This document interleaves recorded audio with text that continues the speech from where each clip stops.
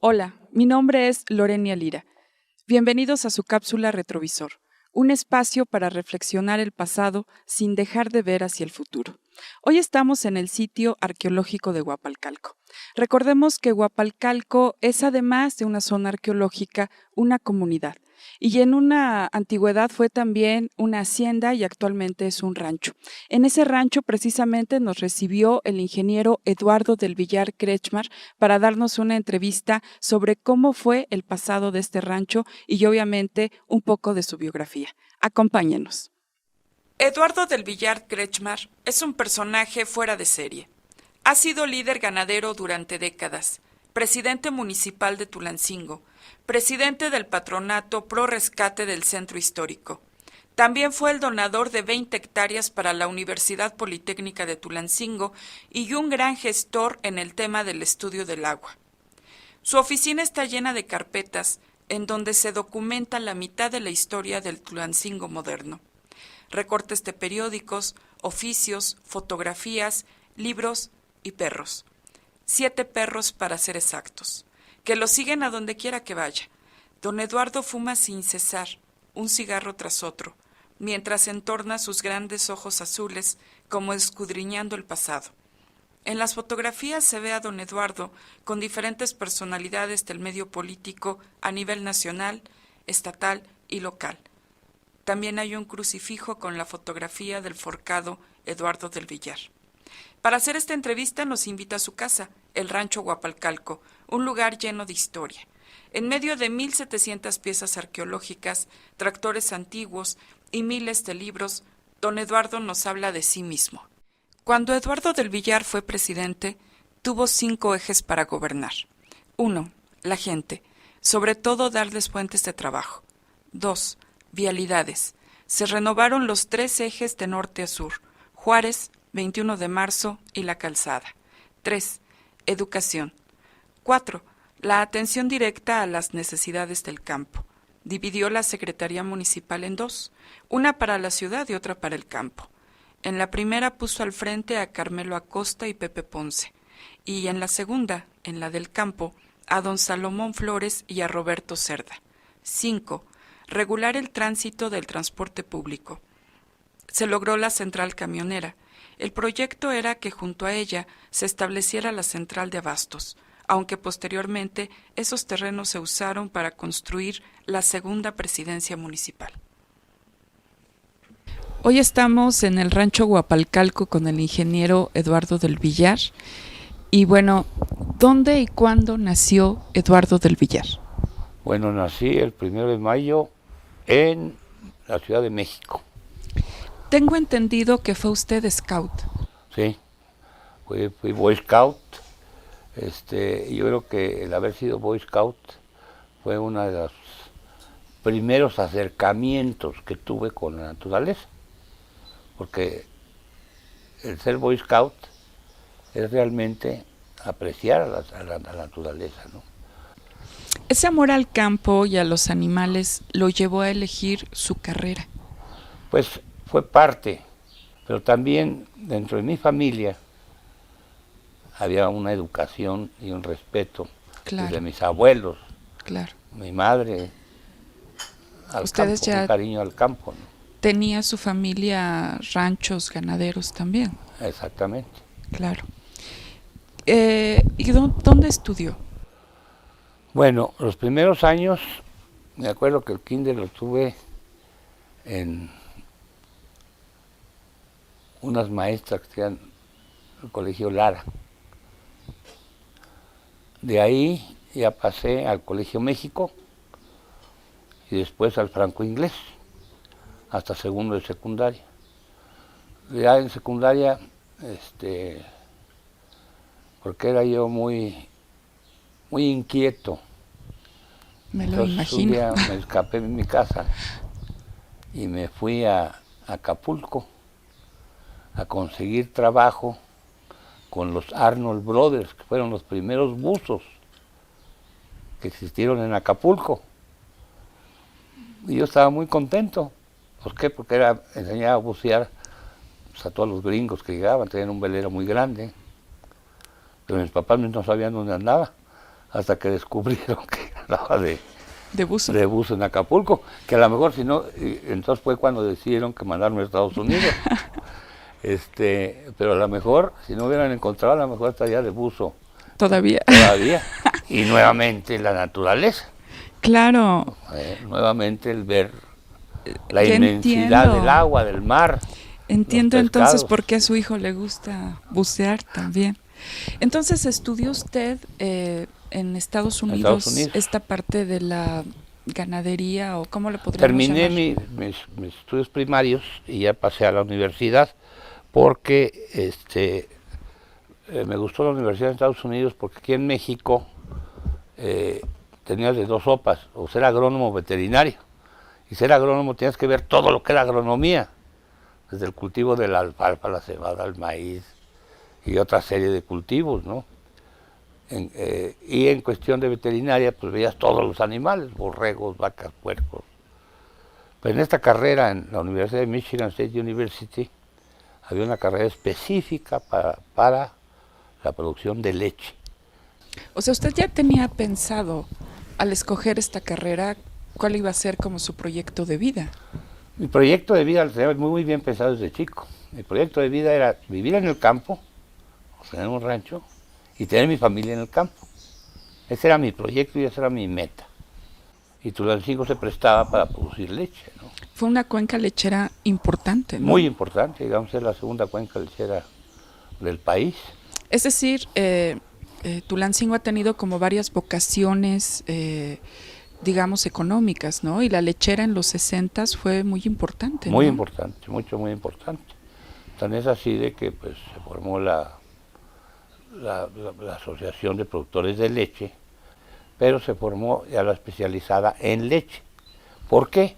Porque se prestaba muy bien el valle, la riqueza del valle, producían muy buenas forrajes. Inclusive ahí nacen prácticamente las famosas praderas que denominamos, que es una combinación de 3 pastos con 3 leguminosas. Usted ya traía todos esos conocimientos de Estados Unidos. Habían sido obtenidos para allá, de allá, ¿verdad? Y empecé a hacer relaciones, por ejemplo, con los Berensen, que eran los productores de semillas. Hicieron campos experimentales aquí, con ellos. Pelayo Rodríguez, Celso Marroquín, Fernando de la Peña, Arturo Guzmán. ¿Y cómo llegó a ser presidente municipal de Tulancingo? Bueno, me acuerdo que una vez me habla el señor Rojo Lugo y me dice, yo tenía otro establo también en Tizayuca, entonces importábamos vacas de Canadá y Estados Unidos. Entonces me dice el señor Rojo Lugo, oiga Eduardo, que le llegaron unas becerras muy bonitas de Canadá. Entonces me dice el señor Rojo Lugo, oiga, ¿podría pasar a ver sus becerras allá a su establo? Digo, señor, cuando usted guste. Y me acuerdo que llega al establo, allá en Tizayuca, y empezamos a caminar por el pesebre donde están los animales. Y yo le iba explicando, mire, esa becerra es hija de tal toro, del Skyliner, o del Rosa Citation. Y para la quinta becerra, se para el señor Rojo, me acuerdo, me dice, oiga, fíjese que el partido lo quiere usted candidatear para presidente municipal. Le dije, licenciado, yo soy gente de campo, eso de andar barriendo calles y que se apagó la luz y que se escapaban los presos. Pero yo soy de campo, no. ¿No quería usted? No, o sea, realmente no quería, porque tenía mucho trabajo, tenía muchas actividades en la Unión Ganadera, en Tizayuca, el establo de Tizayuca, el establo acá, más el puesto de la Unión Ganadera, más la feria, más. Tenía muchos trabajos, ¿no? Y es lo que me gustaba.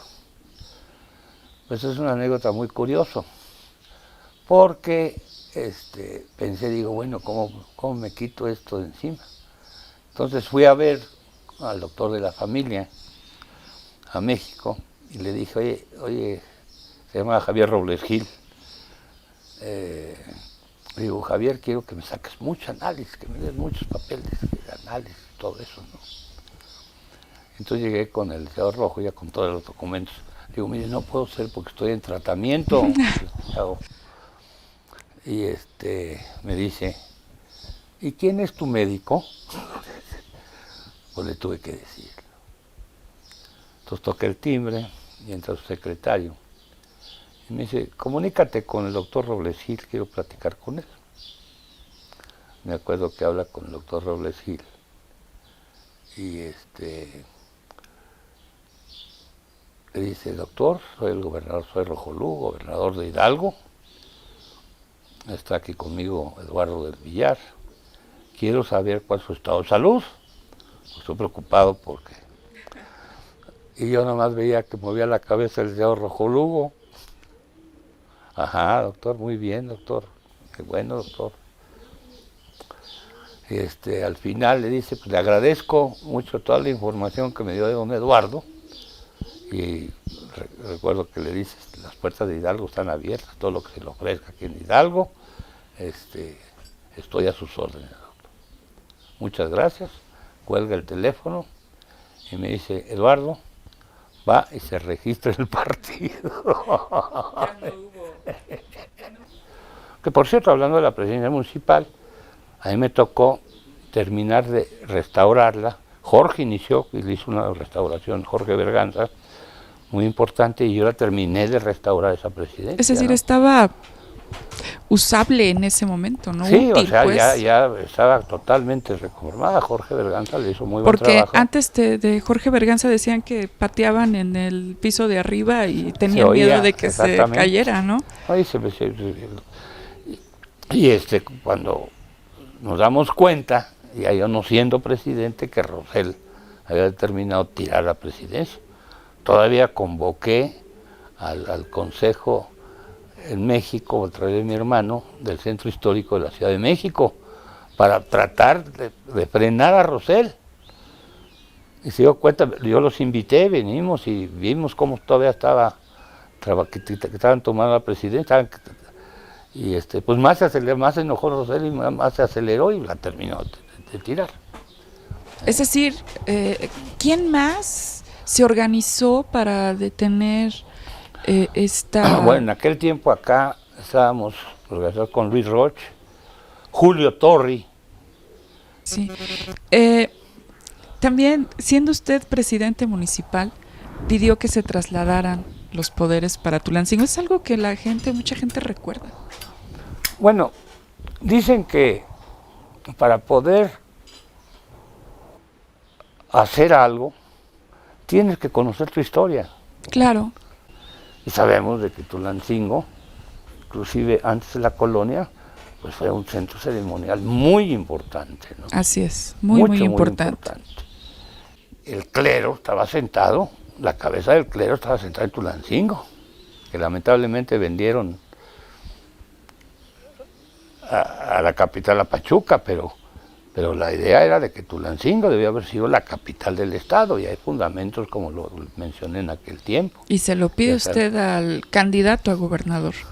Pues sí, hablando con él, le digo, óigame, arquitecto, pues Tulancingo tiene esto, tiene lo otro, tiene industria, tiene ganadería, tiene boca de sierra, es el paso obligado a México. ¿Por qué no pasamos los poderes del Estado? Digo, pues pídamelo. Y se lo pedí públicamente. ¿Y qué le dijo? Después de eso, pues, se hicieron muchas guasas, ¿no? Por ejemplo, llegaba a Pachuca y me decían los pachuqueños, bueno, ¿y no quieres el reloj? Digo, mira, hay de dos cosas, ¿te lo puedo dejar o déjame pensar si me lo traigo también? Usted no quería ser presidente. Después de serlo, reflexionándolo, ¿valió la pena ser presidente? Bueno, sí valió la pena, porque me costó mucho trabajo, porque sí había una oposición, como siempre ha habido oposiciones en Tulancingo. Me acuerdo cuando las palomitas de peso, me acuerdo sí. Cuando los jaloneos con Luis Roch, me acuerdo cuando la caída de Arturo Guzmán. O sea, siempre ha habido una oposición. Y yo realmente, pues, sí tenía el apoyo de la IP, pero de ganaderos e industriales fuertes. Pero en sí del comercio, pues no me conocían mucho en la cuestión comercial, ¿no? Claro. Posteriormente sí, hice mucho respeto, porque con ellos hice muy buena amistad con ellos, pero la experiencia fue buena, porque amplió mucho más mi visión. De veras ha movido usted varios de los ejes rectores de Tulancingo y los conoce. Le han dado varios reconocimientos. ¿Cuál cree usted que ha sido el más importante? Pero yo creo que el más importante es el propio reconocimiento, la satisfacción de que si volvieran a hacer haría lo mismo.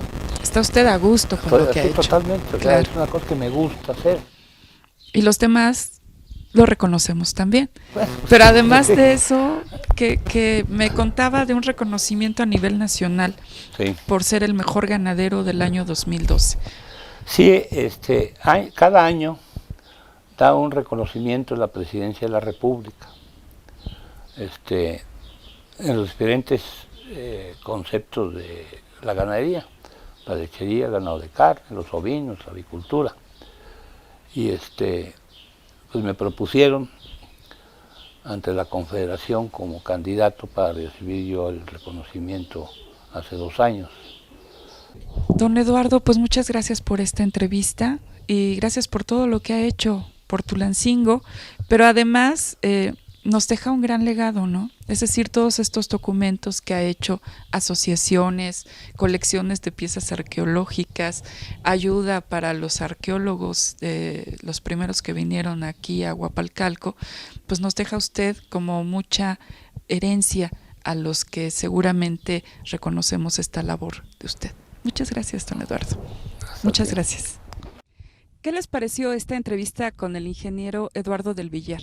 Muy interesante, ¿no? Acompáñenos en la siguiente cápsula de Retrovisor.